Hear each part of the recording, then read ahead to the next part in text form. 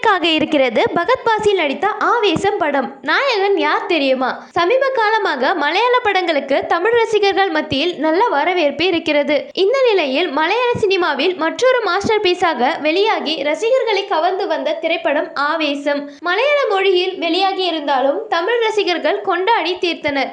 இப்படத்தின் கதாநாயகனாக நடித்த பகத் பாசிலின் அட்டகாசமான நடிப்பு பெரிதும் பேசப்பட்டது.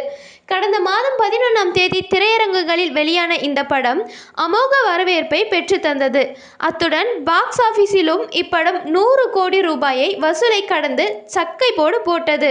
அதைத் தொடர்ந்து அந்த படத்தின் 2ஆம் பாகத்தின் பணிகள் நடைபெற்று வருகிறது. இந்த நிலையில் தெலுங்கு சினிமாவில் முன்னணி நடிகராக வலம் வரும் பாலகிருஷ்ணா ஆவேசம் படத்தில் தெலுங்கு ரீமேக்கில் நடிக்கப் போவதாக சமூக வலைதளங்களில் தகவல் வெளியானது.